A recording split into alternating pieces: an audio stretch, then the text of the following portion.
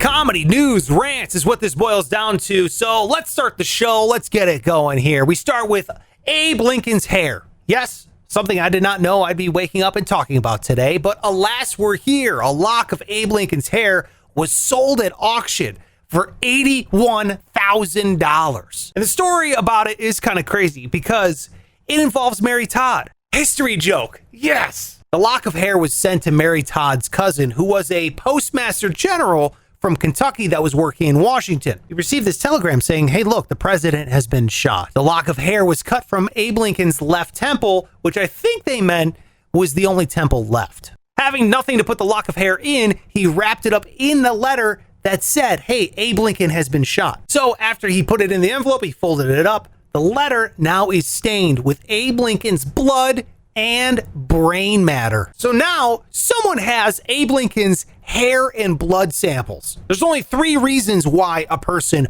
would want that. 1, they're a history buff. 2, voodoo. 3, they want to frame someone for murder.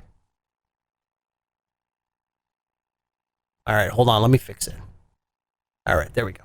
The DNA found all over the vehicle is an exact match. Apparently, it was Abe Lincoln who killed Tupac. Abe Lincoln and the person who bought this have one thing in common. They've both lost their minds. $81,000 is a lot of money for a lock of hair. And I don't want to hear how much Mary Todd is making on her OnlyFans page. It's still a lot of money. You get me? I would never pay that amount of money for a lock of hair because a lock of hair is a weird thing to have. It's an even weirder thing to send. Dearest Margaret, I long for you while I'm away. Enclosed, I have cut off a piece of my head and mailed it to you. I just can't get over the fact that his hair was stained with his brain matter. How disgusting is that? Look, I know that we all love reviews, but I don't need to see what Abe Lincoln thought of the play that night. Do I think it's gross? Yes. Would I ever do it? No. However, I do think if there is a time that we need a lock of Abe Lincoln's hair, it is now. It's 2020. It's been a very divisive year. Abe Lincoln is the OG Black Lives Matter guy, okay? So maybe whoever bought it, if you're watching this, then please rub it for good luck. It's like a rabbit's foot. Who knows? It might work. They're both hairs. Story number 2, life on Venus. Oh, man. We all know Venus is hot. And I'm talking about the Roman goddess with that caboose, more like Venus. Am I right? Huh? It's 2020. All right. I'm getting ready for the replies. Dear Sparks, I didn't like how you objectified a fake deity. Even though she was the goddess of sex and desire, she wasn't there to be gawked at. Sure, she was always painted nude, and there's a statue of her staring at her own ass called Venus Callipyge, which literally means beautiful shaped buttocks. But she wasn't created just to be lusted after. Okay, maybe she was. Jokes hurt, and she's fake crying right now. And post. Look, I'm not here to fake argue with fake people who will never write to me to prove a meaningless point. I'm here to talk about the planet Venus. Scientists are saying that the hottest planet in our solar system may have life on it. They're saying they've detected phosphine. You don't know? No. You know what? I'm going with phosphine because it's on Venus with that phosphine ass. Am I right? Huh? Got him again. I look forward to your tweets. They're saying that they detected phosphine gas up to 30 miles in the air, but they can't explain why, other than maybe it's organisms giving it off. And phosphine gas is found here on Earth from the organisms that give it off in the oxygen-deprived environment of geothermal vents in the ocean. This whole story is awesome, and they're saying that Venus used to be a pretty moderate climate. Like 2 billion years ago, it had an ocean, it was kind of normal, and then what happened? Global warming got out of control. Now it has temperatures of 850 degrees, and it rains sulfuric acid, which I know sounds bad, but that is until you find out that they were only paying like $2 a gallon. See? Global warming isn't that bad. Sure, our entire species, everyone you know and love, except for Elon Musk, will die. But like Venus, organisms will live in the clouds.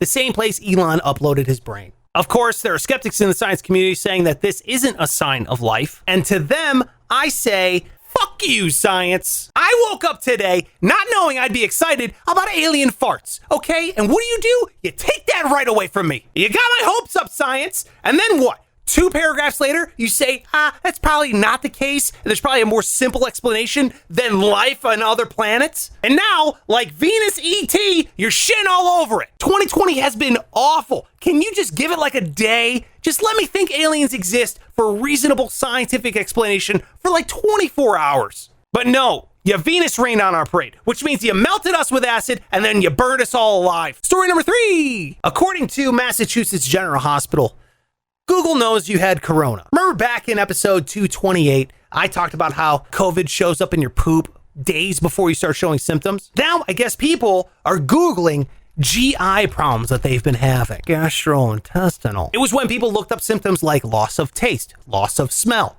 diarrhea. People Googled that shit, and then Googled their shit. The hospital saw this time and time again.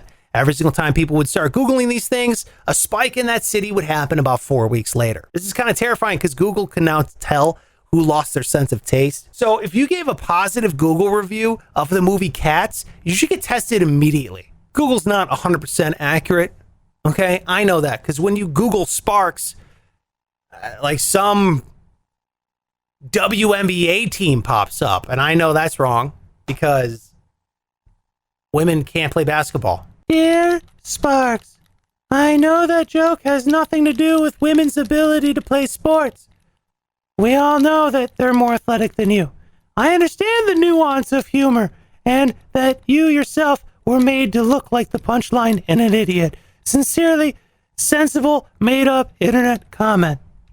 And post. Google, stop tracking if I have COVID and start predicting if I'm going to get it. You should be tracking my other Google searches and then alert me if something pops up. Do I have to wear a mask in a restaurant? And search.